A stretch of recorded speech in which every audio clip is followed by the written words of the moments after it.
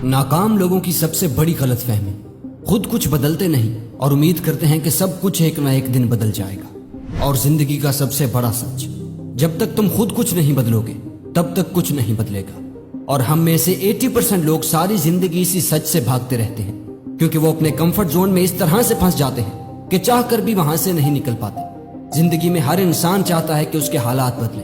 कोई भी इंसान ये नहीं चाहता कि उसे जिंदगी में कभी किसी चीज पर कंप्रोमाइज करना पड़े। कोई नहीं चाहता कि उसे 10-10 रुपए के लिए दूसरों के आगे हाथ फैलाना पड़े।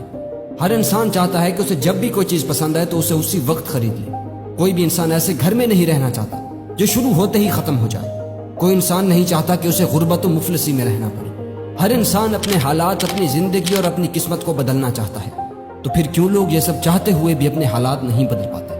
क्यों लोग मजबूर होकर वैसी ही जिंदगी गुजारते हैं जिससे वो नफरत करते हैं? क्योंकि या तो वो लोग अपने कंफर्ट जोन में इस तरह से डूब चुके होते हैं कि वो किसी बड़े काम की शुरुआत ही नहीं कर पाते, और अगर किसी तरीके से शुरुआत कर भी ले तो फिर कोई मुसीबत आने पर उस काम को छोड़ देते हैं, क्योंकि उन्हें दोबारा अपने कंफर्ट जोन में जाने का बहाना मिल जाता है। इसीलिए वो वहीं पर रुक जाते हैं। वो जीते तो हैं लेकिन एक जिंदा लाश बनकर, एक जानवर बनकर, क्योंकि एक जानवर भी तो यही करता है, खाता है, पीता है और सोता है। उसे ये परवाह नहीं होती कि दुनिया में क्या चल रहा है।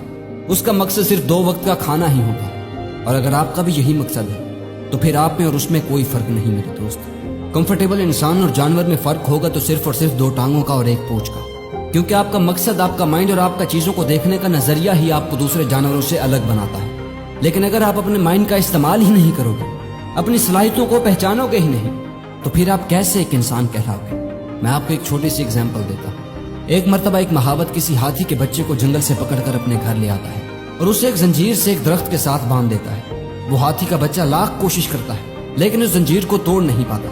कुछ दिनों बाद उस महावत को एहसास होता है कि वो हाथी का बच्चा उस जंजीर से निकलने की कोशिश भी नहीं कर रहा। तो वो महावत भी उसे वहीं पर खाना पानी लाकर देता है और वो हाथी का बच्चा अब ये मान चुका होता है कि यही कैद ही मेरी जिंदगी है।